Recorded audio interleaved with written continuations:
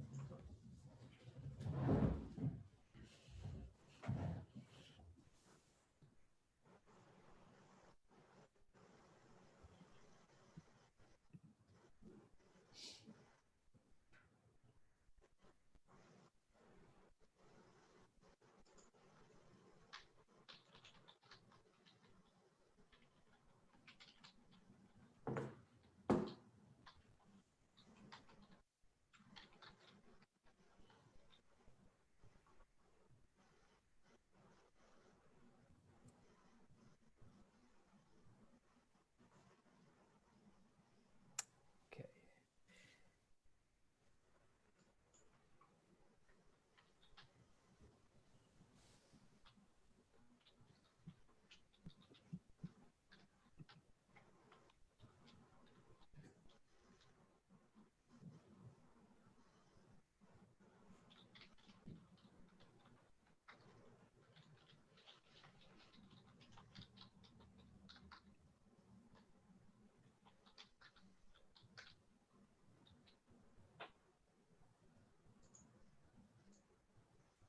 All right. Dr. Hillman, Beverly, should we get started? Ready to go? Yes. Good to go. Okay. All right. Well, just want to welcome everyone to this Lifestyle Med Live event. We're really glad that you could join us. We've been holding these events throughout this past few months, and we're really happy that you could be with us today. My name is Dan Cho. I'm from Lifestyles Medicine, and just want to start with a few housekeeping items. Please do note that this is being recorded.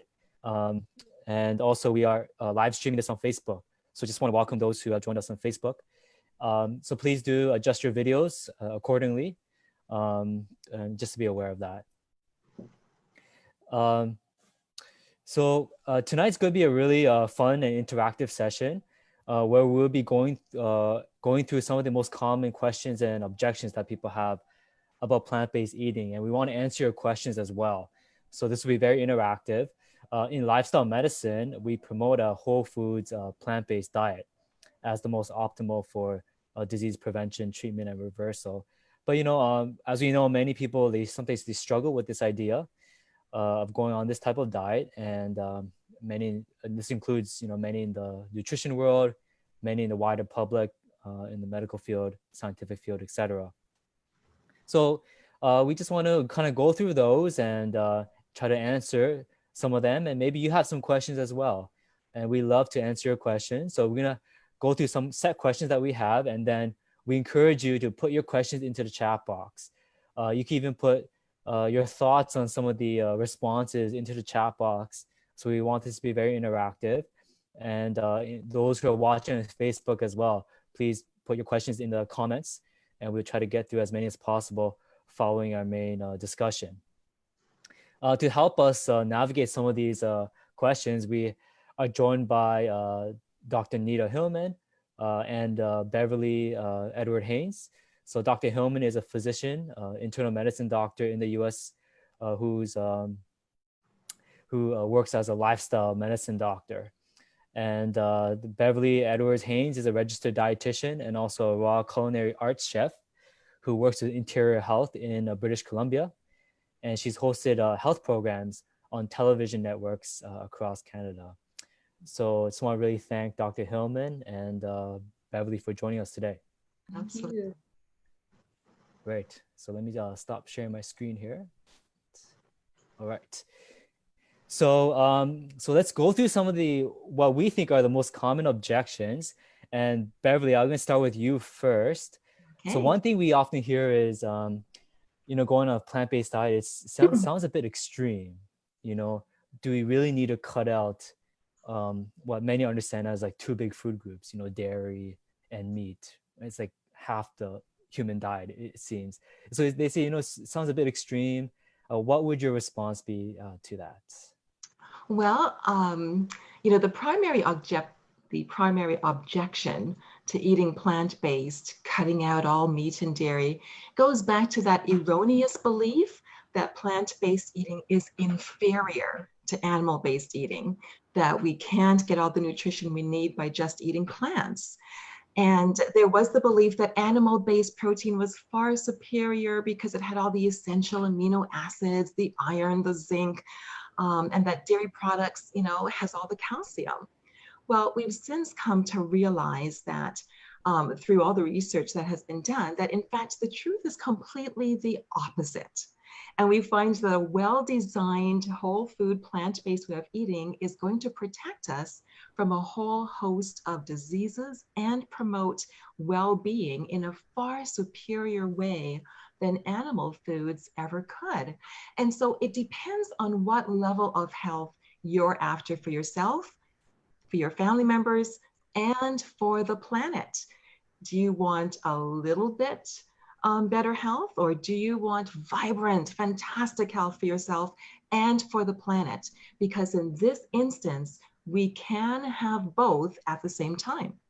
And so from the research, we know that there are so many health risks associated with eating meat and dairy, and there are so many advantages to cutting out all meat and dairy from our diets. And this includes not only prevention of a number of diseases, but also treatment and reversal of those diseases, including things like heart disease, high blood pressure, diabetes, cancers, gout, arthritis, obesity, even things like menopausal conditions for women. There are so many doctors today who are advocating. They've done all kinds of research over the past how many years on their own, their own clients, and they are advocating for this healthy way of eating. So we've got people like Dr. Caldwell Esselstyn. Anyone know of him? We've all heard of him. T. Colin Campbell, John McDougall, Kim Williams, Dean Ornish, Michael Greger, Neil Barnard, Michael Clapper, all Dr. Neeta, I'm sure. All these doctors are advocating for this way of living. So that's one thing. It's going to make us healthier. Another thing, living peaceably and compassionately with other species.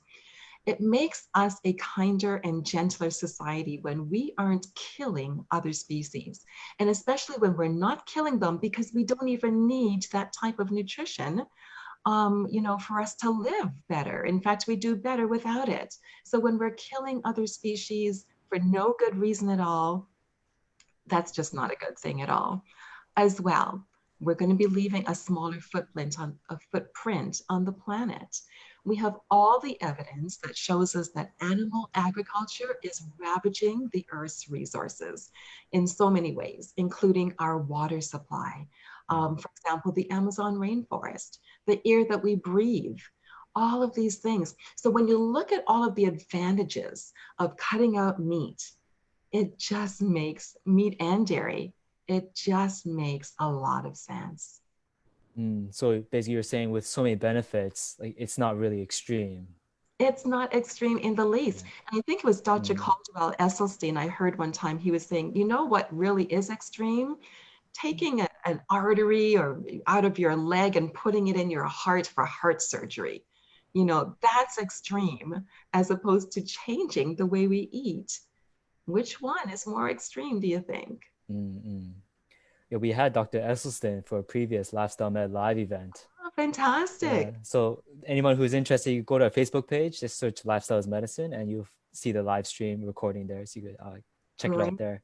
On a related note, like what if somebody says, and Beverly, I'll direct this one to you too. Someone says, okay, but like everything in moderation, like a little bit of fruits, veggies, of course, we all know that's good, but just a little bit of meat sometimes, a little bit of dairy. Why? Um, Uh, it's a Well, similar question, but it's a little coming from a slightly different angle. What are your thoughts on that? yeah, absolutely. Well, again, we have all the research that shows us that even moderate amounts of animal products are detrimental to our health.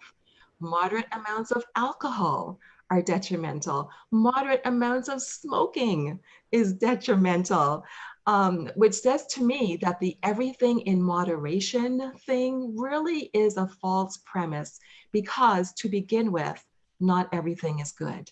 So I would suggest instead of saying that, we think all good things in moderation is a much better way of living. For example, water is fantastic. It's essential. We need water.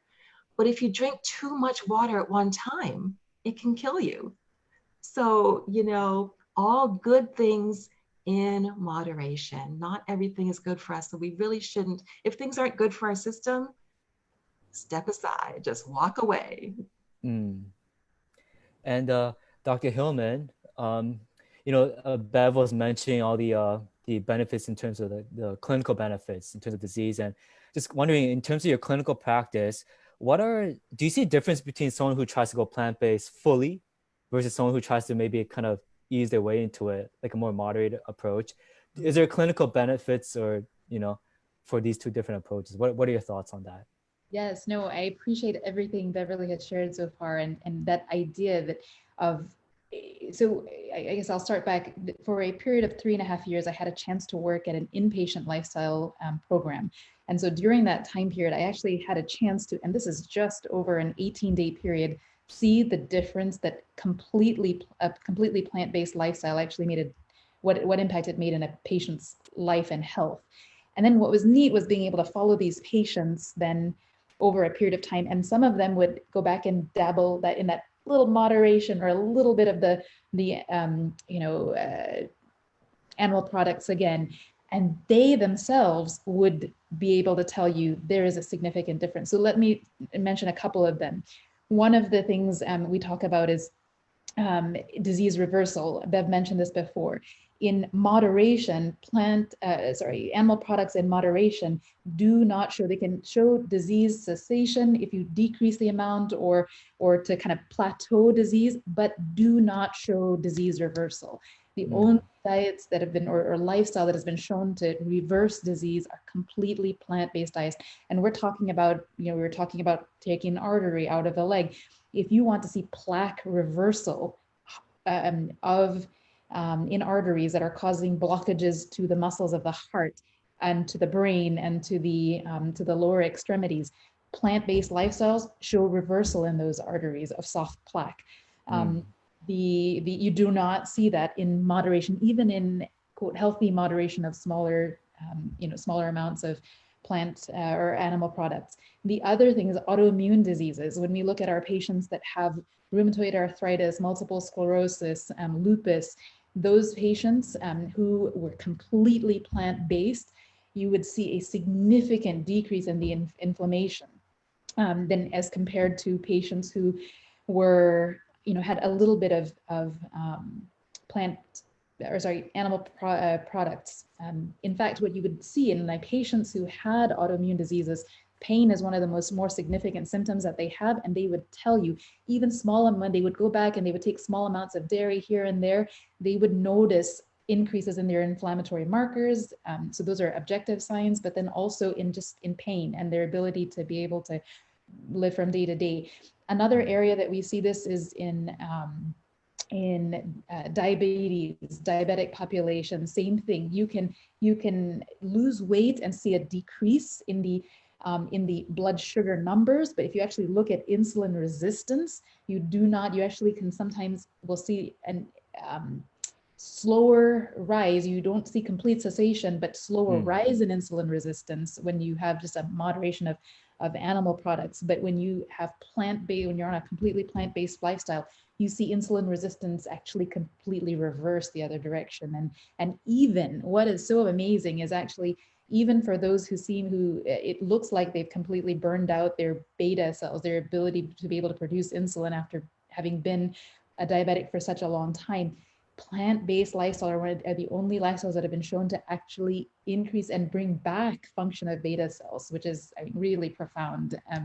So I mean, I could go on and on. Even with cancer, it's the same thing in turning on and off. And this is one thing that Dr. T. Colin Campbell had shown, where literally you can take very small amounts of animal protein and you can turn on and turn off. So kind of unfold and fold genes that will predispose a person to actually having cancer. I mean, and this is just tiny. It's very, very small amount. So again, to me, it just depends on your goal. I always tell the patients, what is your goal? Are you wanting to reverse and prevent cancer? Are you wanting to reverse your diabetes? Or are you just wanting to slow the progression and eventually still see the results? You choose what you want to do, and then choose a lifestyle that can, that will get you to your goal. That's great. So, Beverly, going back to you.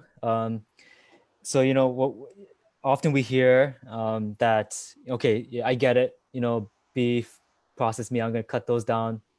But how about chicken and fish? These are good, healthy fats, omega-3. They're white meat, if I'm not mistaken. They're not the red meat. So maybe Beverly, we'll start with you. What would you, any comments on fish and chicken as healthy? Right. Yeah. Yeah, you're right. Most people will say, yeah, I'm just eating the white meats now, not eating the red meats, so much healthier. But you know what? It really isn't. In fact, people will say, I'm taking the skin off my chicken now. But we find that so much of the fat is within the protein, the muscle itself, not just right under the skin there. And so there really isn't such a big change by you just taking off the skin of your chicken. There's so much disease in animals today. Factory farmed, chickens, fish farms, the density of all those animals together, and they're just, infecting each other. When it comes to fish, the waters are so polluted, lead and other heavy metals that are just, staying in their bodies there. All the antibiotic use. It's said that animals for agriculture, there's more antibiotics used for animal agriculture than there are, people taking antibiotics. There's just so much use there. Genetically engineering that's happening with respect to animals and fish. All of these things just are just so foreign to our bodies. Our bodies just reject these things, and then we see the diseases coming on from all of these alien things that our bodies aren't supposed to be having in them. And so I would just have to say that, you know what? Fish, chicken, if it has a mother, if it comes from something that has a mother, it's just not the best thing for our bodies, whether it's white meat or red meat or whatever it is. It's not the best nutrition for our bodies. We could do so much better. And Beverly, related to that, and this I think is the big one, or one of the big ones. It's about protein. And this is for, I think, a lot of the guys out there. We're worried about protein. So if you cut out meat, chicken, fish, etc., where are we gonna get the protein? So what are your thoughts on that? Yeah, that's the question I think dietitians get asked the most. If I'm going to do this plant-based thing, where am I going to get my protein? Well, for one thing, if you're eating enough calories, you're going to be getting enough protein. Protein is the one thing that we don't ever really have to worry about unless we're starving.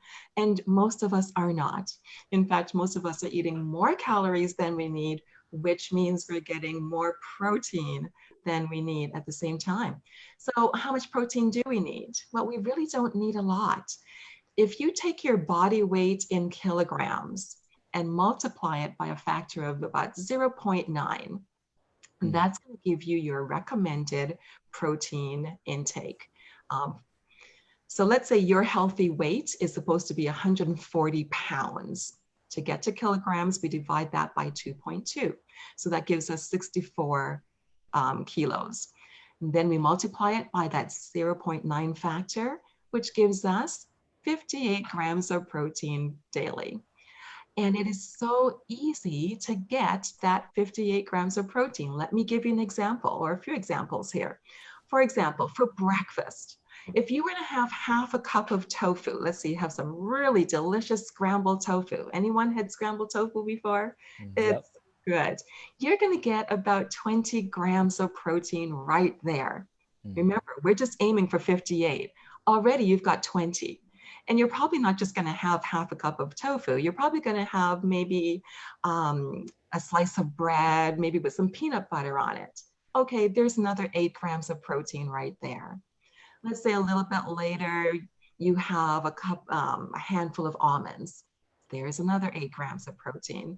Let's say for lunch, you had a spinach salad. So spinach with some quinoa maybe. There's another 7 grams. For supper, you had a potato and some chickpeas. There's another 18 to 20 grams. Already, that stuff that I just mentioned, you're over 60 grams of protein. So easy, and the quantities aren't a lot. 1 cup of chickpeas is not a lot of chickpeas. Half a cup of tofu is not a lot. Most of us eat a cup of tofu, scrambled tofu. So you see how it's so easy to go overboard with our protein intake. We don't ever have to worry about that. But if we still do worry about it, well, let's take a look at some of those animals. A cow, for example, we eat the cow, we get that protein secondhand, when what would be the better thing would be to get it firsthand from the same type of foods that the cow gets their protein from. So tell me, what does a cow eat? All day long, it's grazing on grass, or other greens in the field. And yet, even though it's just eating that, it's still growing to be this big, big cow. When we look at other large land animals, giraffes, rhinoceroses, I think is one of them, elephants, they are vegetarian, they eat plants, and they get to be so massive. Ox, a big ox, massive, strong as an ox. What does an ox eat? Plants. So if those animals can get as big as they do, just eating greens, surely we can get all the protein we need with the plethora, the variety of different foods that we are able to eat on a daily basis. So we don't ever have to worry about our protein intake. In fact, Health Canada tells us that we should be eating more plant proteins more regularly. So even the government is recognizing this.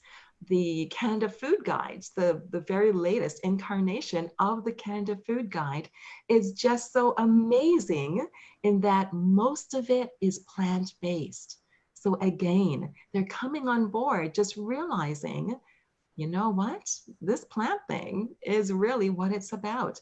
Athletes, look at all the athletes today who are going plant-based, and they're upping their game. They're doing the best they've ever done. In fact, what's that latest documentary, The Game Changers? Is that it?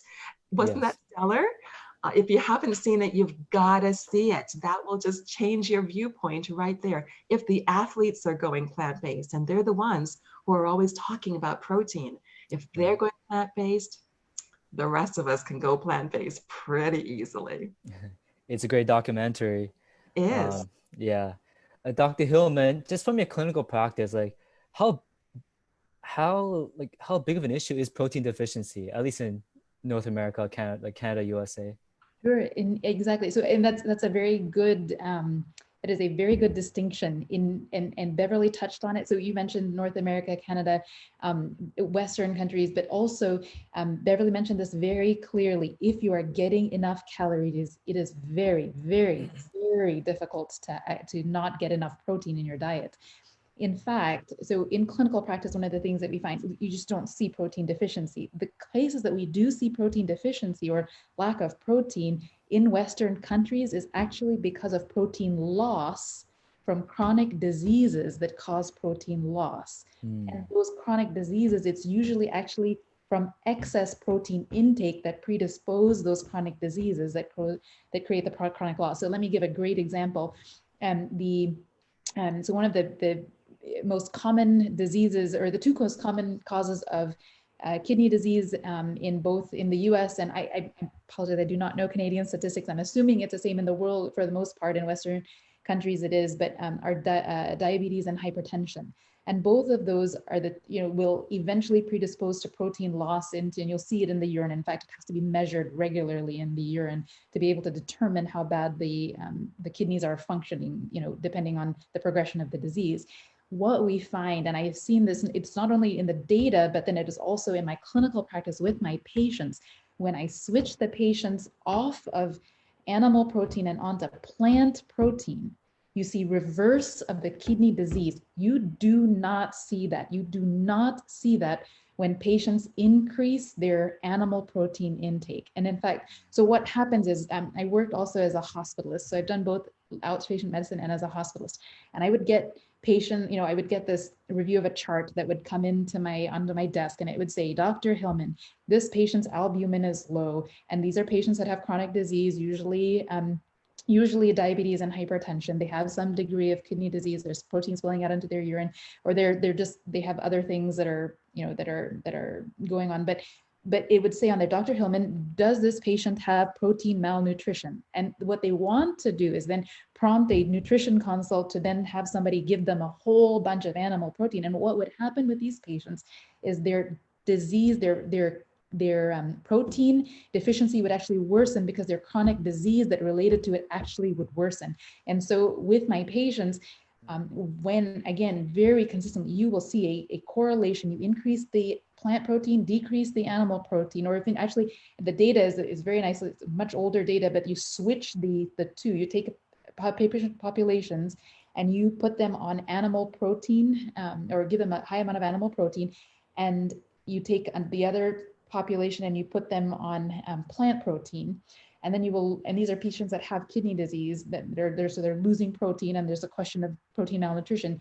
If you take those two sets of patients and you switch them, so now those that were taking the plant protein take the animal protein, and those that were taking the animal protein take the plant protein, those always on the plant protein have not just a cessation, but decrease in the amount of protein that is spilling out in the urine, meaning that loss of protein actually goes down when they switch to plant protein. So again, even in the things that cause quote unquote protein deficiency in the US, it's not from dietary intake, and actually the use of plant protein and minimizing or eliminating entirely animal protein would actually prevent those losses that cause or prompt the protein deficiencies that are often brought up. Great. That's great. Thank you, Dr. Hillman.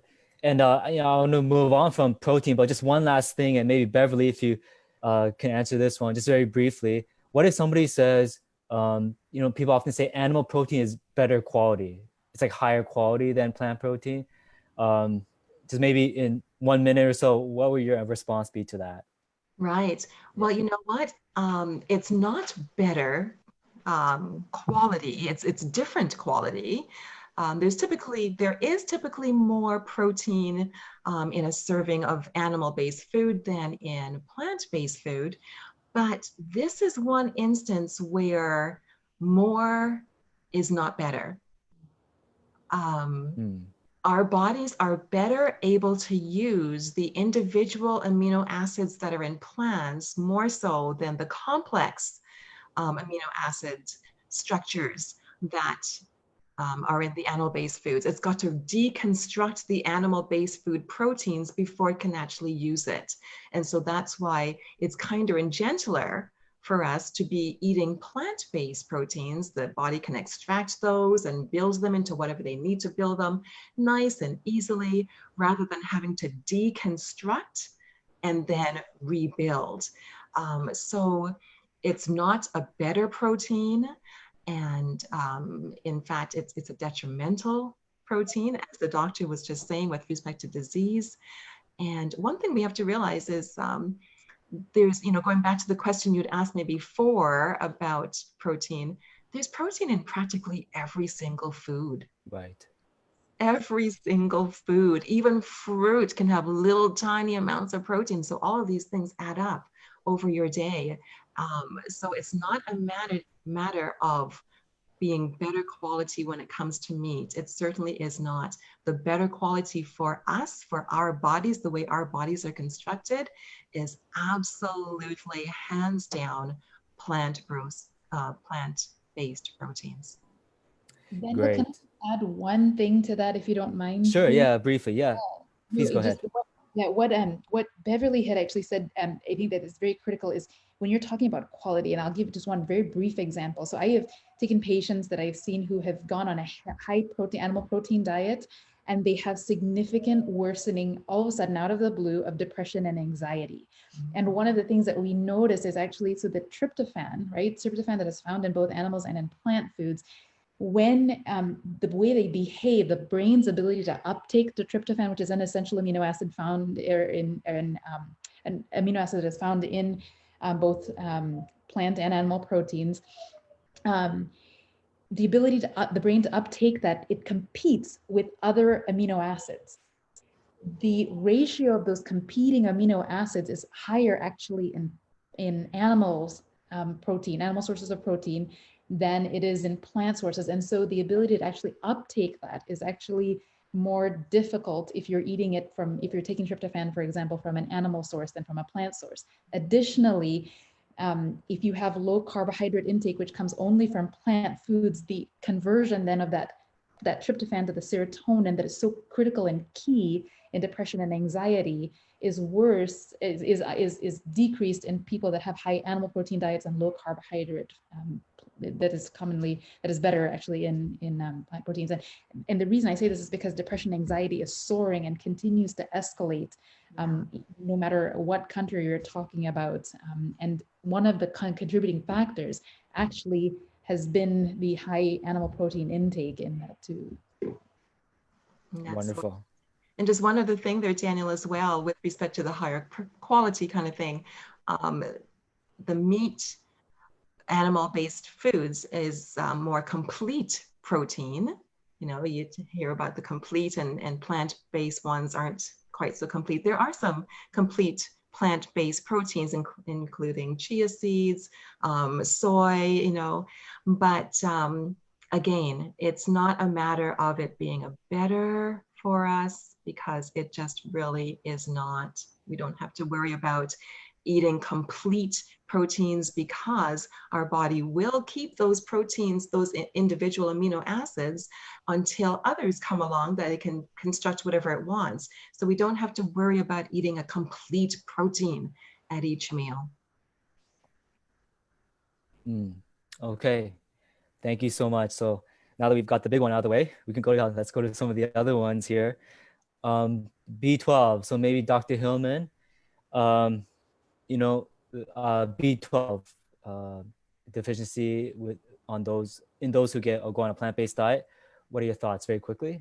Great, and I think Patty Roca actually asked this question also. So very good, great question. Yes. There was a very nice study. So we've heard of the Framingham study that was done before. There's a Framingham offspring study that was actually done that really directly looked at this. And what was very interesting was that across the board, no matter what nutrition plan you went towards, the rates of B12 deficiency were the same. So it's not that, oh, if I am eating a plant-based diet, I'm going to be at higher risk for B12 deficiency than if I am eating a diet that consists of animal foods. So that just cleared the board right there. But the interesting thing was this, is especially, and Beverly has touched on this, is the quality of the food that many of these animals are raised on, they are actually having to supplement the food, the B12 to the animals so that the animals can have B12.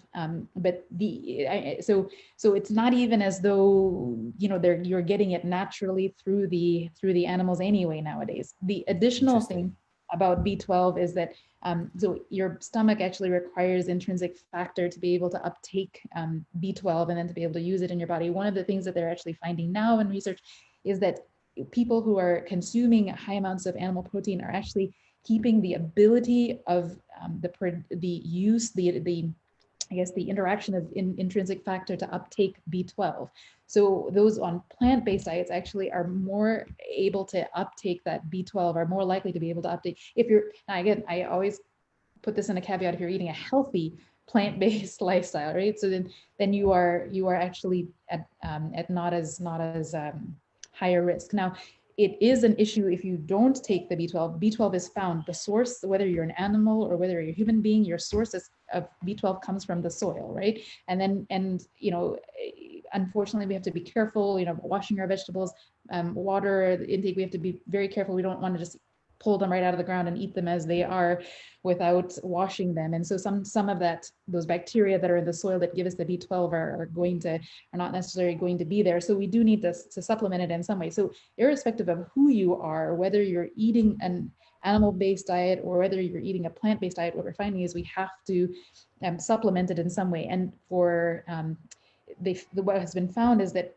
people who are completely plant-based tend to be more conscientious about supplementing that, and so tend to actually have higher levels, the highest levels of B12 than others, because you think about it more. And what are those sources? Any of those, your plant-based milks, almost every plant-based milk, oats, oat milk, soy milk, almond milk, I mean, all of these, in addition to fortified cereals, you know, taking it as a small supplement, and the amount you need is so tiny. You do not need this 1,000, 1,200, 2,000 microgram amounts of B12. I mean, just very, very small amounts that are needed. So, so yeah, B12, whatever you're eating, you're going to need to fortify or supplement it in some way oftentimes. So, absolutely. I mean, I could go into other things. I mean, the liver the liver stores it for 3 years. One thing I always mention to my patients who go plant-based, your liver does store it for 3 years and you recycle it through your bile. So you do need to make sure that, you know, one thing, if you're worried about it,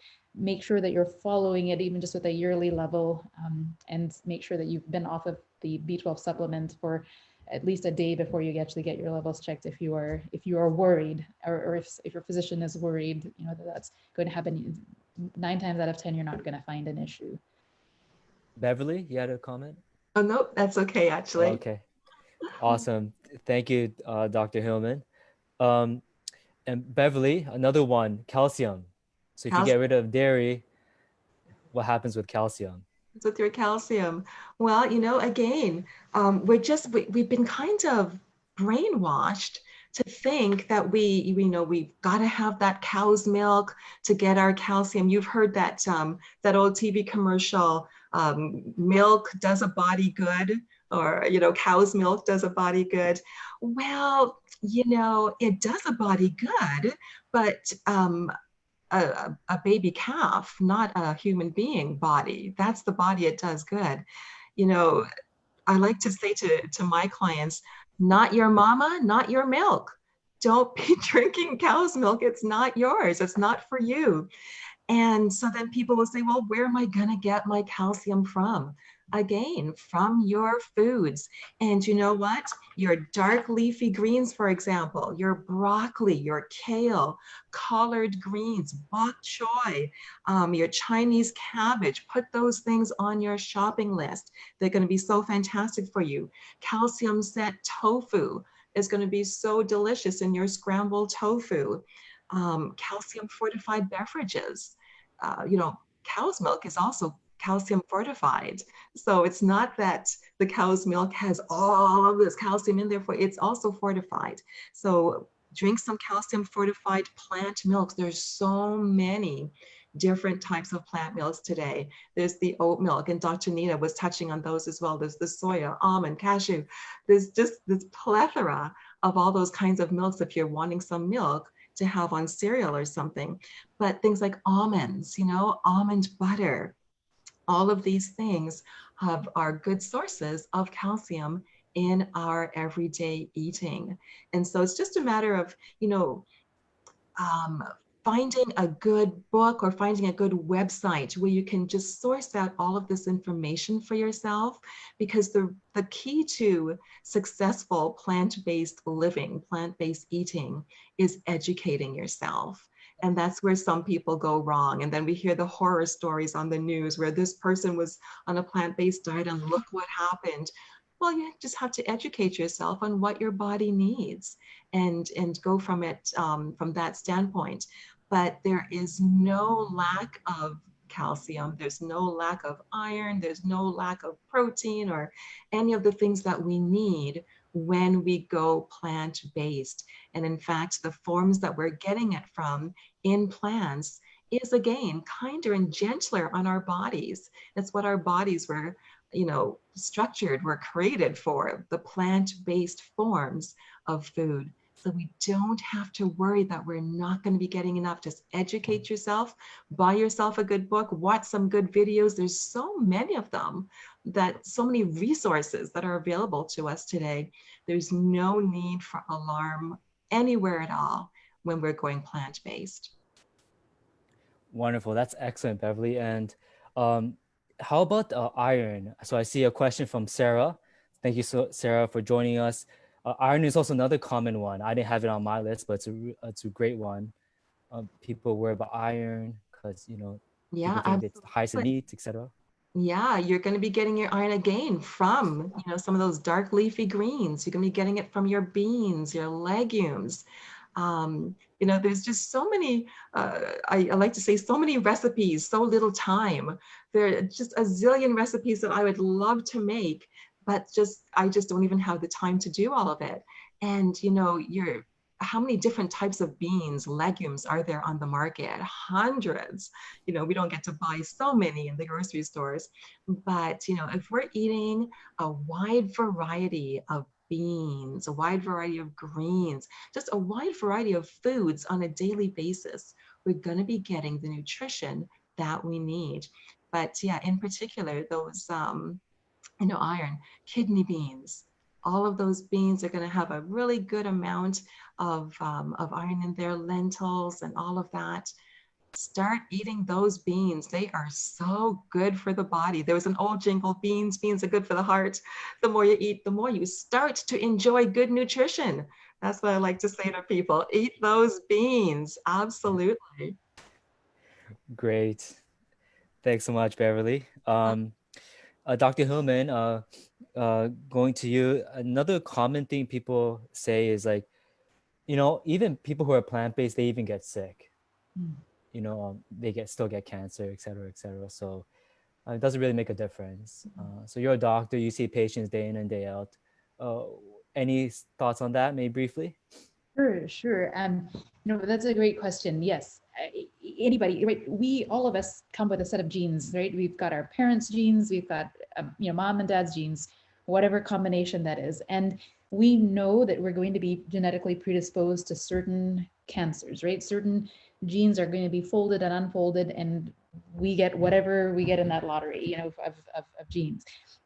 You've heard, and anyone who has been in lifestyle medicine, plant-based medicine all the time will hear that phrase: genetics loads the gun, but lifestyle pulls the trigger, right?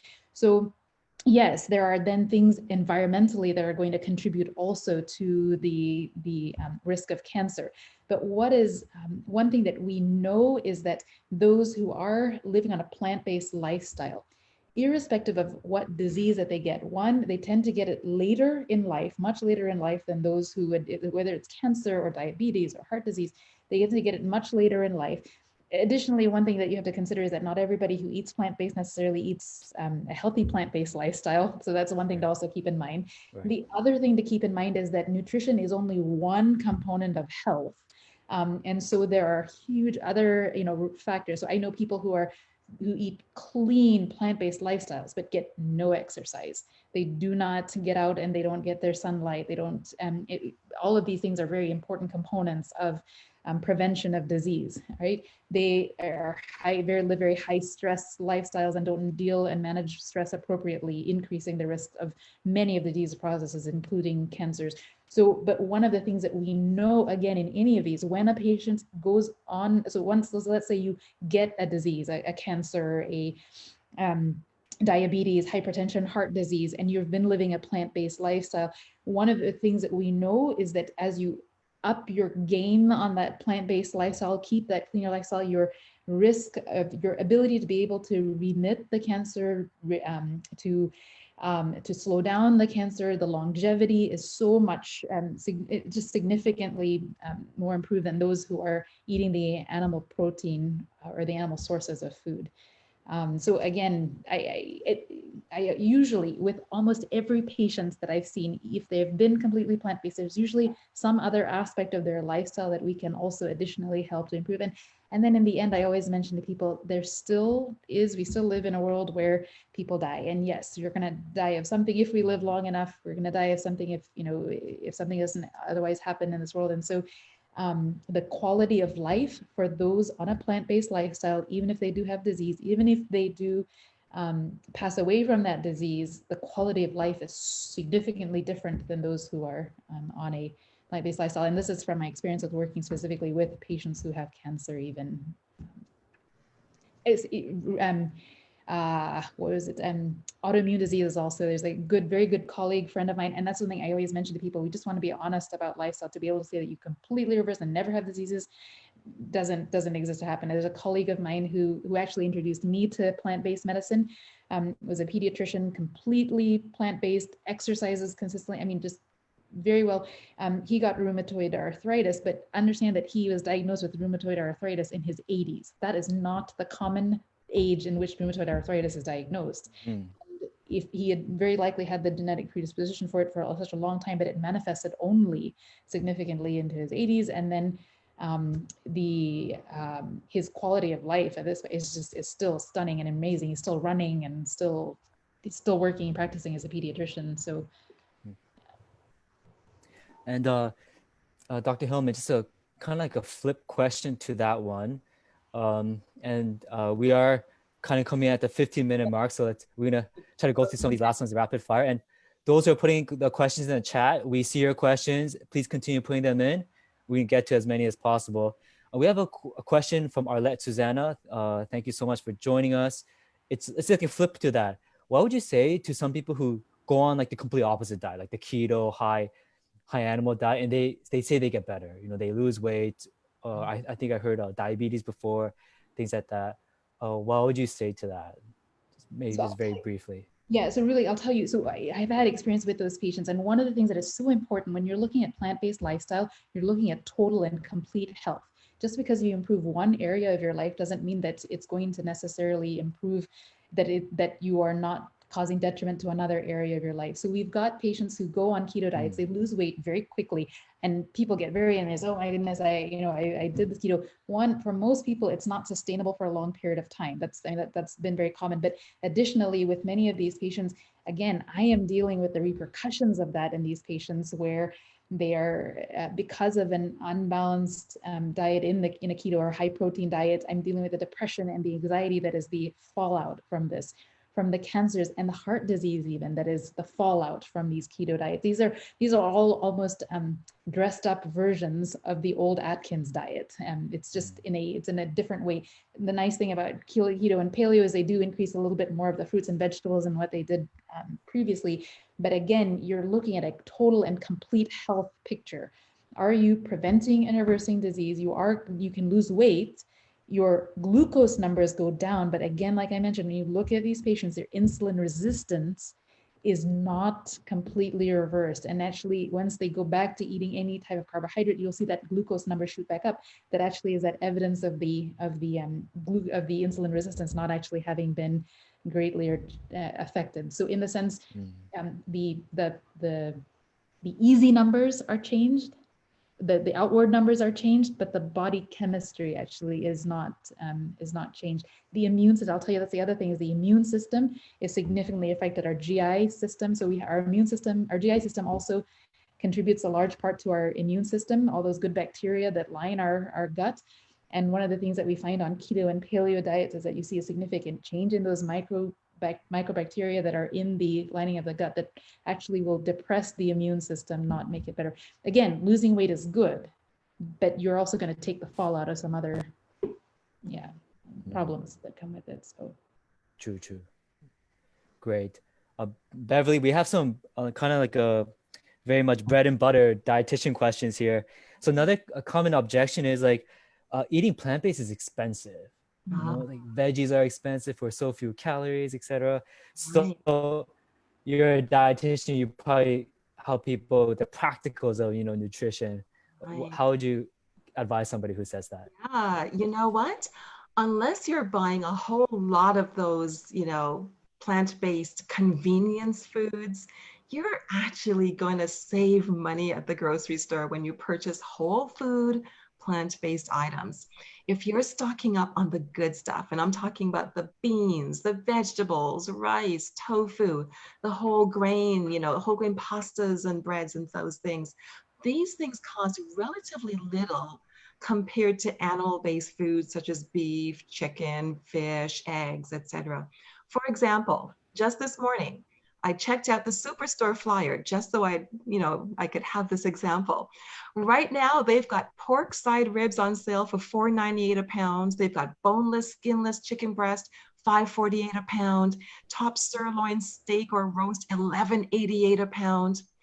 If you went over to the bulk food store, you could get green lentils on sale for 48 cents for 100 grams, which equals about $2.20 for a pound of the beans, compared to $5-6 for the chicken, $11-12 for the roast. And so you see where you start to save yourself a whole lot of money. 1 cup of those lentils cooked is going to give you about 18 grams of protein, 0 grams of sodium, 4 milligrams of sodium. For 0 grams of sodium, 230 calories. So right there, you start to see where you're not getting all the fats and the cholesterols. You're saving more than half at the grocery store, and you're doing your whole body just a huge favor. So it's not going to be more expensive for you unless you're purchasing, the veggie burgers and all the fake meats and all that type of thing. When we start to make those things ourselves, when we're buying oats and nuts and those kind of things to make our own things, we start to see humongous savings when it comes to purchasing. That's great. I've heard Dr. Neil Barnard say rice and beans cost pennies. Pretty much. It's very cheap. And pretty much. Arlette Susanna says grow your own food. So I guess that's another solution as well. Yeah, and you know what? Just really quickly with respect to growing our own food, this pandemic that we're in right now has caused such a shift in food production. And there is right now a whole lot of people projecting for food shortages in the coming months and years. So all of you listening right now, start to grow your victory gardens from the old world wars. Start to grow your own stuff. Seriously, think about that, because there will be shortages coming up pretty quickly. Great. And Beverly, it's another like pretty bread and butter dietitian question. And then maybe Dr. Hillman, I would like you to jump in after that. I think one of the big things is like, it just sounds really hard. Man, I'm going to cut out all my meat there. Like, what am I going to eat? Sounds so hard. It's going to be bland. So Bev, what's your advice on that? Well, you know what? If you love bean burritos, if you love pasta with marinara sauce, lentil soup, if you love those kind of things, already you are enjoying plant-based meals.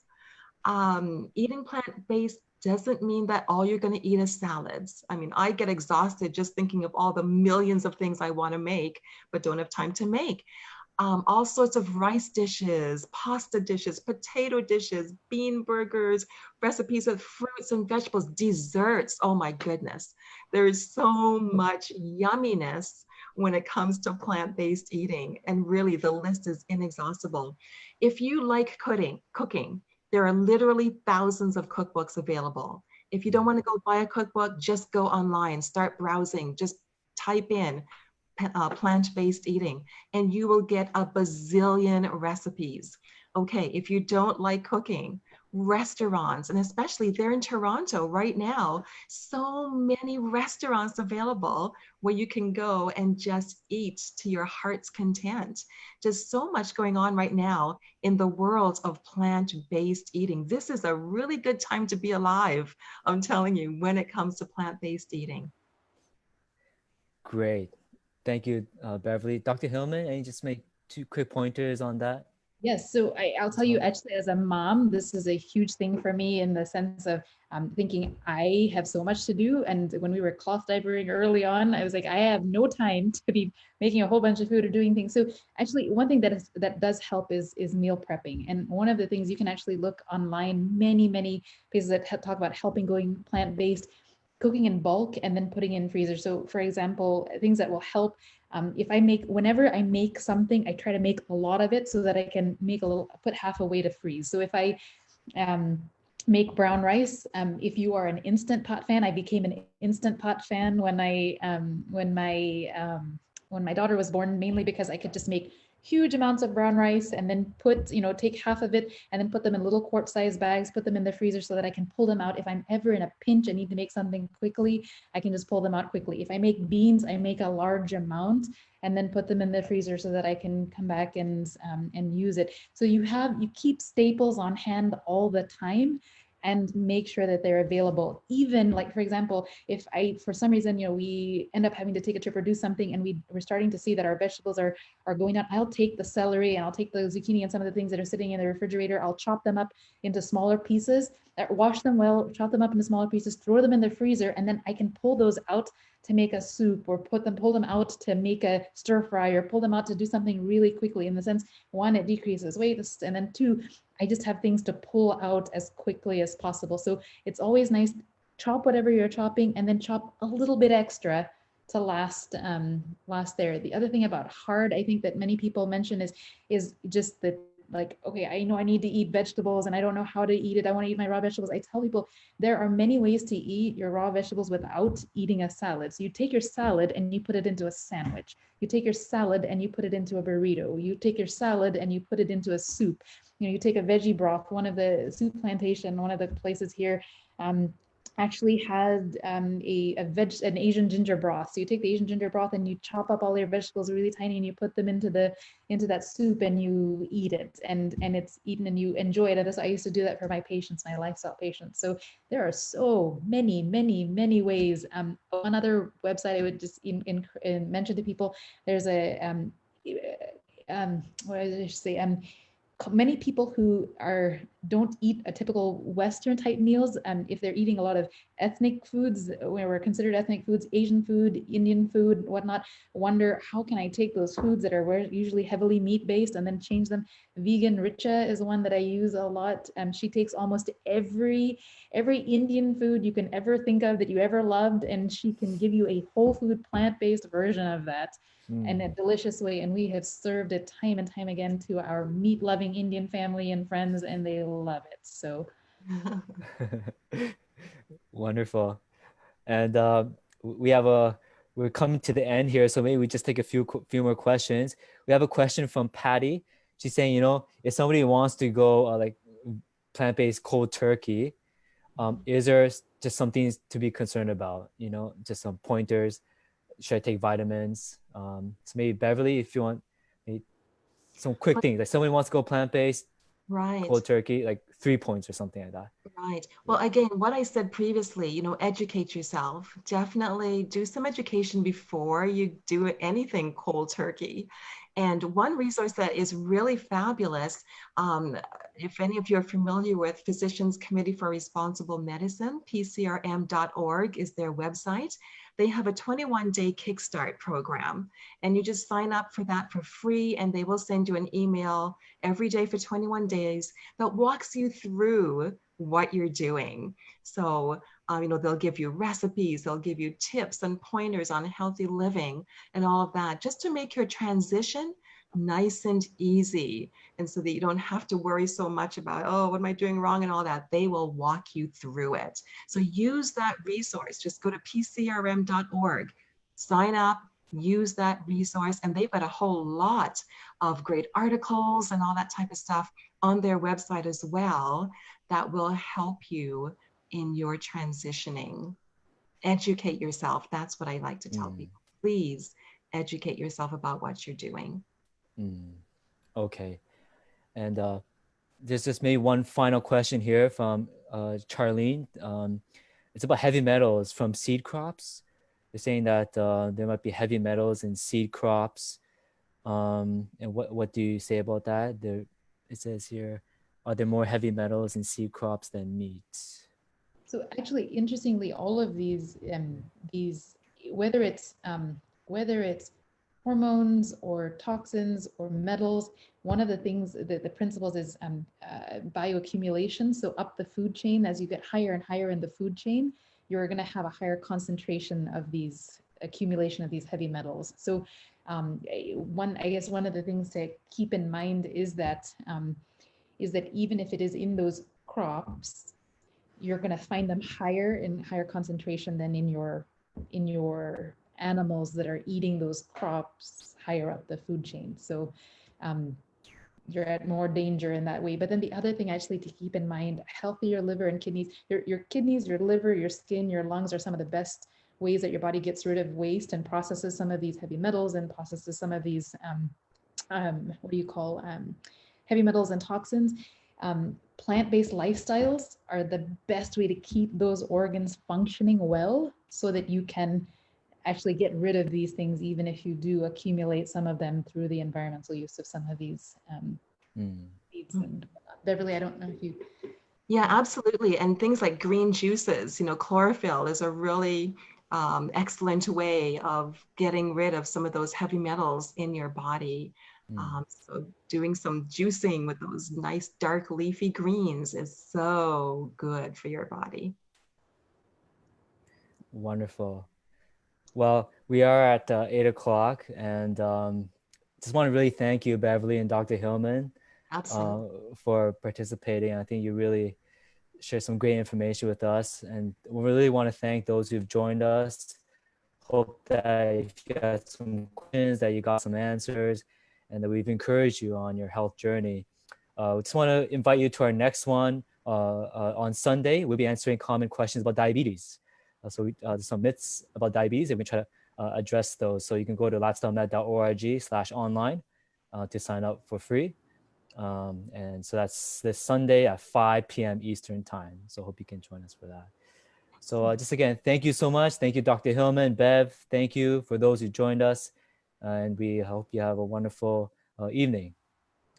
Thank you. Thanks, everyone. Goodbye. Thank you. Bye.